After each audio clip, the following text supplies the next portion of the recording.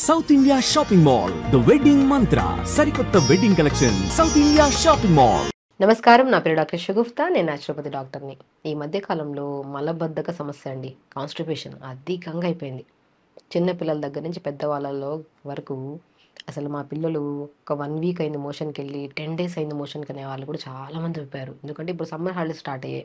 పిల్లలు ఏంటంటే ఎక్కువగా జంక్ ఫుడ్స్కి ఎక్కువ ఇష్టపడతారు. కాబట్టి సమ్మర్ హాలిడేస్లో మనకి పిల్లలకు అడక్కడకు అడుగుతున్నారని చెప్పేసి అన్ని జంక్ ఫుడ్స్ తెచ్చిపెట్టే వాళ్ళు కొంతమంది ఉంటారు. వాళ్ళ వల్ల రీసెంట్గా ఒక అమ్మాయిని తీసుకొచ్చారు. ఆల్మోస్ట్ 4 to 5 డేస్ అయింది మోషన్ అని చెప్పి తీసుకొస్తే, ఆ బాడీలో ఎందుకంటే సమ్మర్లో ఎక్కువ స్వెట్ వస్తుంది కదా, చెమటలు పడతాయి కదా.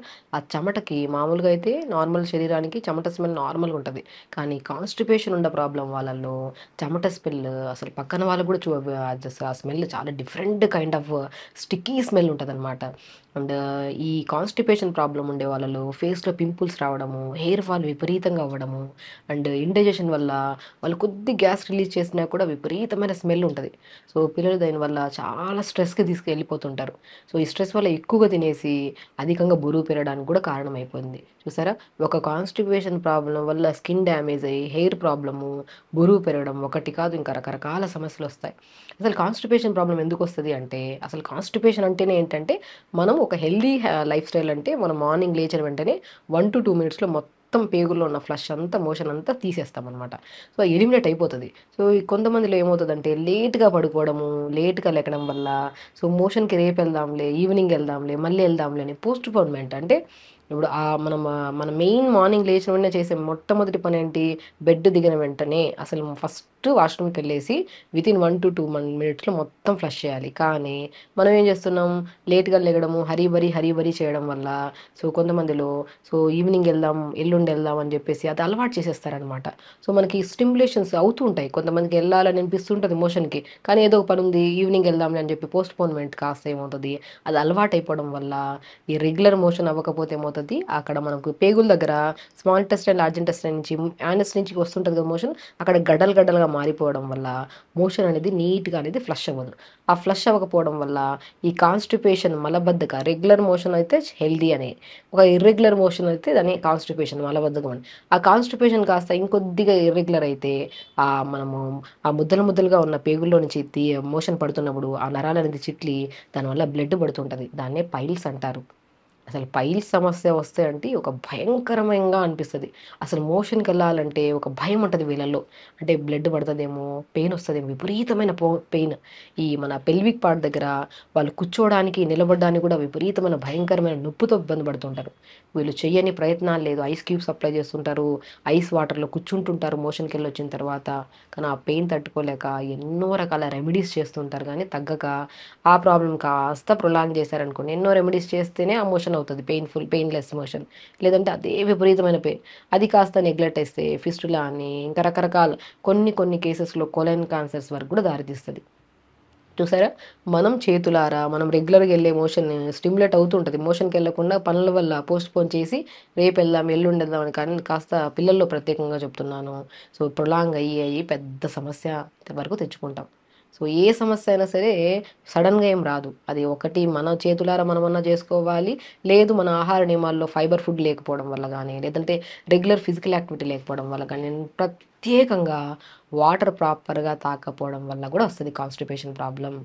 సో మా మెయిన్ థింగ్, ఎన్ని రకాల సమస్యలైనా సరే ఒక మనిషికి ఖచ్చితంగా ప్రాపర్ వాటర్ లేకపోతే, లూబ్రికేషన్ మనకి ప్రాపర్ మనం నీళ్ళు సరిగా తాగలేకపోతే ఫుడ్ అనేది ఏమవుతుంది, సాలిడ్ లాగా అయిపోయి ఆ సాలిడ్ కాస్త పేగుల్లోకి పోవాలంటే కొద్దిగా ఫ్రీ ఉండాలన్నమాట, నీట్గా ఉండాలి. ఆ నీట్ అవ్వాలంటే ప్రాపర్ వాటర్ ఉండాలి.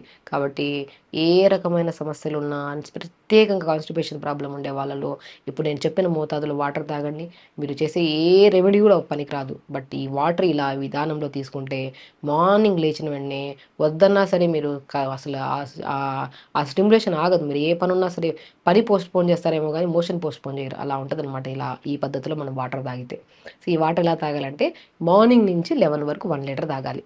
చాలామంది లేచిన వెంటనే 1 లీటర్ వాటర్ తాగేసి అలవాటు చేసేస్తూ ఉంటారు అనమాట. ఆ 1 లీటర్ గోరువెచ్చని వాటర్ తాగేస్తూ ఉంటారు.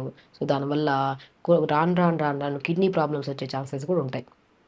ఒక మనిషి ఇప్పుడు మనము ఈ మార్నింగ్ బ్రేక్ఫాస్ట్లో ఇంత, లంచ్లో ఇంత, డిన్నర్ ఇంత ఫుడ్ తింటాం. ఒక 3 పూట్ల ఫుడ్ ఒకటేసారి వేస్తాము, స్టమక్ హెవీ అయిపోదు. సేమ్ ఎగ్జాక్ట్లీ మనము ఒక ఒక 2, 3 గంటల్లో తాగాల్సిన వాటర్ ఒకటేసారి ఏసేస్తే కిడ్నీకి ఓవర్ బర్డెన్ అయిపోతది కదా! సో, బేసిక్ థింగ్ అందరికీ సింపుల్ నాలెడ్జ్ ఉండాలి. కాబట్టి ఎప్పుడైనా సరే వాటర్‌ని ఒకే రకంగా కాకుండా, ఒకేసారి అంతంత తాగకుండా మార్నింగ్ నుంచి 11 వరకు కొద్ది కొద్దిగా డివైడ్ చేసుకుంటూ ఒక 1 లీటర్ ఫినిష్ చేసి 11-1 లీటర్ 12 వరకు 1 లీటర్. సో, మళ్ళీ 11-12 ఆర్ 1 వరకు ఒక 1 లీటర్. 1-4 వరకు కొద్ది కొద్దిగా డివైడ్ చేసుకొని ఒక 1 లీటర్ వరకు. 4-7 వరకు అలాగా.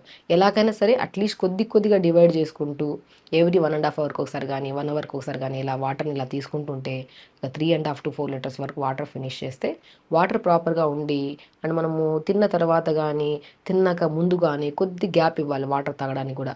సో, అలా మనం తింటూ తింటూ ముద్ద ముద్దకు కూడా వాటర్ తాగితే సో, వాళ్ళలో కూడా కాన్‌స్టిపేషన్ ప్రాబ్లమ్ పక్కన పెట్టండి.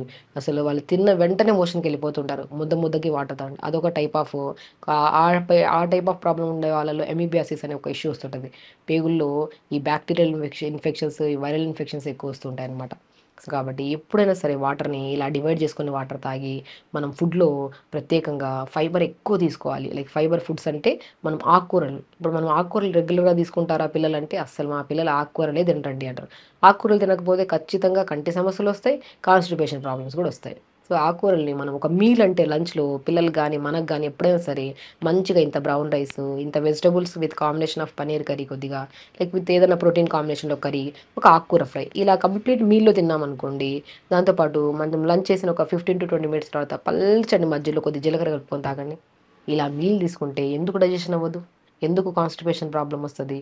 అండ్ ఖచ్చితంగా లంచ్ తర్వాత గానీ, డిన్నర్ తర్వాత గానీ ప్రతి ఒక్కరికి నేను ప్రత్యేకంగా చెప్తాను. పల్చటి మజ్జిగ తాగండి. దాంట్లో కొద్దిగా జీలకర్ర పౌడర్ కలుపుకొని తాగండి. 100% మీకు కాన్‌స్టిపేషన్ ప్రాబ్లమ్ రాదు. అండ్ ప్రత్యేకంగా ఎవ్వరికీ మనకి చాలా మందిలో చూస్తుంటారు.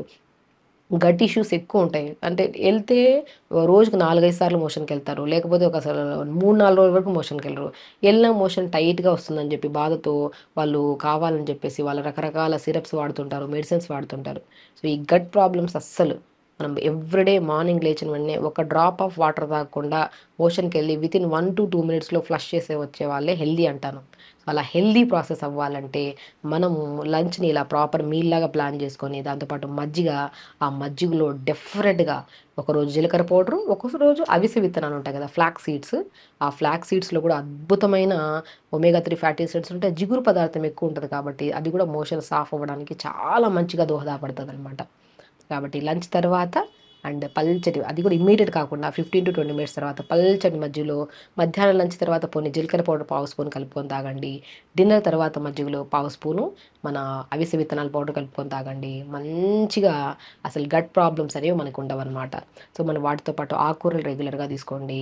అండ్ నేను సమ్మర్‌లో మాట్లాడుతున్నాను కాబట్టి ఈ టాపిక్. అండ్ సమ్మర్‌లో స్పెషల్లీ రీసెంట్‌గా వచ్చిన పిల్లల్లో గూడా అసలు సమ్మర్‌లో జంక్ ఫుడ్స్ ఎక్కువ తినడం వల్ల వస్తున్నారని చెప్పాను గదా!